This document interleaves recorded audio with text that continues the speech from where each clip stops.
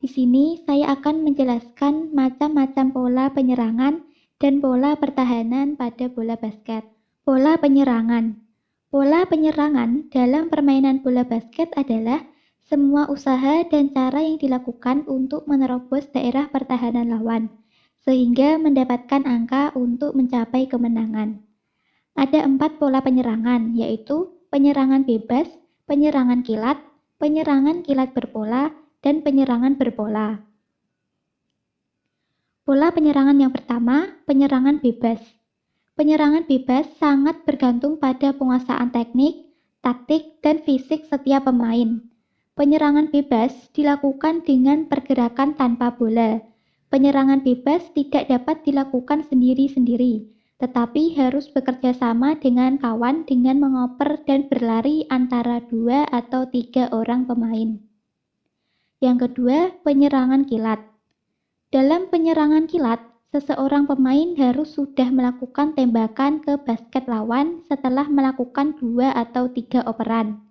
Serangan kilat merupakan usaha untuk mendapatkan posisi tembak sebelum lawan mendapatkan kesempatan menempati daerah pertahanannya. Dengan melakukan serangan kilat, satu tim berusaha untuk menghancurkan pertahanan lawannya. Yang ketiga, penyerangan kilat berpola. Penyerangan kilat berpola dimulai dari situasi-situasi tertentu, misalnya dari bola loncat, lemparan ke dalam maupun setelah bertahan. Yang keempat, penyerangan berpola. Penyerangan dengan mengatur setiap anggota regu, di mana semua anggota regu mempunyai tugas-tugas tertentu serta jalur gerakan masing-masing, dan arah bola pun sudah ditentukan dengan pasti, sehingga serangan lebih teratur dan sangat menghemat tenaga. Selanjutnya adalah macam-macam pola penyerangan. Yang pertama, set play offense one. Set play offensive adalah strategi penyerangan yang telah direncanakan sebelumnya. Pada pola penyerangan ini, kelima pemain bergerak sesuai dengan sistem yang telah dibuat. Oleh karena itu, dituntut kekompakan antar pemain dalam satu tim. Keterangan dimulai dari pergerakan pemain 1 menyilang menuju ke arah pemain 4.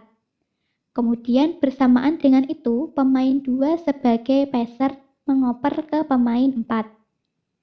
Lalu pemain 4 mengoperkan kembali ke pemain 1. Setelah itu, pemain 1 melakukan shooting. Sedangkan pemain 3 dan 5 menuju ke ring basket setelah safety man, dengan tujuan merebut bola dengan cara rebound. Selanjutnya, set play offense 2. Pada gambar, diawali dengan passing dari pemain 2 ke pemain 3, dibarengi dengan pergerakan pemain 4 menuju ke lingkaran free throw. Lalu pemain 3 mengoper bola ke pemain 4. Kemudian secara bersamaan pemain 1 melakukan terobosan mendekati ring, dan pemain 4 mengoper bola ke pemain 1 lalu melakukan shooting. Selanjutnya, fast break atau serangan kilat. Fast break adalah serangan yang dilakukan dengan cepat ketika lawan benar-benar belum siap untuk melakukan pertahanan. Sebagian besar tim basket sering mempergunakan teknik ini karena terbukti sangat efektif untuk menghasilkan angka. Untuk keuntungan yang didapatkan apabila sebuah tim melakukan teknik fast break adalah: yang pertama, membuat angka lebih cepat. Yang kedua, menghemat energi bagi beberapa pemain, karena biasanya pemain yang melakukan fast break biasanya hanya dilakukan oleh 2-3 orang saja. Yang ketiga, dapat merotasi pemain yang melakukan serangan. Yang keempat, lawan tidak dalam keadaan siap untuk melakukan set defensif seperti yang mereka inginkan. Untuk yang kelima, kemungkinan hasil dari fast break adalah membuat angka dengan mudah. Berikut ini adalah beberapa pola penyerangan fast break yang digunakan dalam permainan bola basket. Ini adalah fast break dari pertahanan 1. Ini gambar dari fast break pertahanan 2. Dan ini fast break dari pertahanan 3. Selanjutnya adalah pola pertahanan. Pola pertahanan bola basket merupakan bagian dari strategi dalam permainan bola basket yang tidak boleh diabaikan. Tujuan dari strategi bertahan adalah untuk menghalangi regu lawan untuk mencetak angka. Dalam hal ini, diperlakukan latihan-latihan khusus untuk mengenal pola-pola pertahanan bola basket ini. Pola pertahanan. Pola pertahanan ada pola pertahanan individu. Untuk dapat melaksanakan pola pertahanan bola basket individu, setiap pemain diharapkan selalu berkonsentrasi terhadap suatu pertandingan, atau ketika diberikan tugas menjaga seorang pemain lawan. Karena teledoran satu pemain akan berakibat pada permainan tim dan tentunya hasil pertandingan. Yang kedua, pola pertahanan beregu.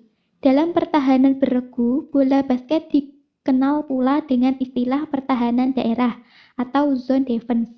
Di dalam pertahanan daerah, setiap pemain mendapatkan tugas untuk mempertahankan daerah tertentu di daerah pertahanannya. Teknik atau pola pertahanan beregu bola basket memerlukan komunikasi antar pemain dengan tim. Karena berkomunikasi pemain memiliki peranan dalam menentukan kesuksesan dalam melakukan defense. Selanjutnya adalah teknik-teknik pertahanan individu. Yang pertama, menjaga penyerang melakukan cutting. Teknisnya adalah ketika melakukan penjagaan terhadap pemain yang melakukan cutting, yaitu pada penggunaan tangan penjaga direntangkan dengan maksud agar pemain yang melakukan cutting tidak ada peluang untuk menerima operan. Menjaga pemain yang melakukan cutting dikatakan berhasil apabila seorang penyerang yang melakukan cutting tersebut merasa tidak mampu untuk menerima bola dari temannya. Perlu diingat oleh penjaga adalah usahakan untuk menghindari pelanggaran yang tidak perlu. Apabila ketika melakukan penjagaan terhadap pemain yang melakukan cutting terlepas atau tertinggal dalam hal kecepatan reaksi, yang harus dilakukan oleh pemain bertahan adalah dengan mengambil sikap yang agak longgar. Namun, tidak melepaskan pengawasannya apabila pemain tersebut dari posisi yang tidak terlalu dekat. Berikut adalah teknik cutting, di mana simbol A merupakan pemain bertahan, simbol I pemain menyerang. Untuk teknik pertahanan individu yang kedua, menjaga penyerang yang melakukan dribbling. Teknisnya adalah dengan mendesak seorang penyerang yang melakukan dribbling agar menjauhi daerah pertahanan. Ketika menjaga pendribble, usahakan tangan direntangkan dan sekali-kali mengikuti irama bola yang dipantulkan oleh penyerang. Penjaga harus tetap mendesak pendribble ke daerah-daerah yang sempit atau daerah tepi lapangan dengan harapan seorang pendribble melakukan kesalahan.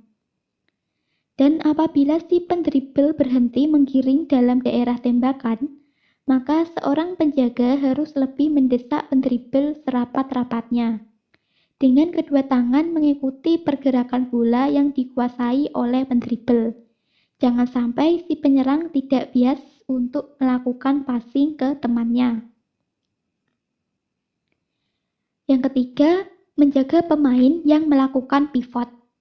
Ketika melakukan penjagaan, salah satu tangan penjaga diangkat ke atas untuk mencegah penyerang melakukan operan dan melakukan tembakan. Dan apabila si penyerang akan melakukan tembakan, maka penjaga harus mendekati si penembak dan mencoba menutupi tembakan dengan tangan. Yang perlu diperhatikan ketika menjaga pemain pivot adalah kontak badan dengan si penyerang, karena akan mengakibatkan pelanggaran bagi si penjaga. Yang keempat, Defensive rebound. Keterampilan dalam melakukan defensive rebound perlu dilatih secara khusus, karena memerlukan teknik-teknik tertentu dalam melakukan defensive rebound. Meskipun tubuh si pemain bertahan tersebut lebih tinggi dari pemain penyerang, namun dalam hal rebound perlu teknik-teknik khusus agar bola dapat dikuasai oleh tim penjaga. Ketika akan melakukan rebound, seorang pemain penjaga harus menguasai atau harus mengetahui posisi-posisi jatuhnya bola setelah memantul. Lalu ketika bola masih berada di atas, usahakan agar badan kita berada satu langkah di depan pemain lawan yang sama-sama akan melakukan rebound.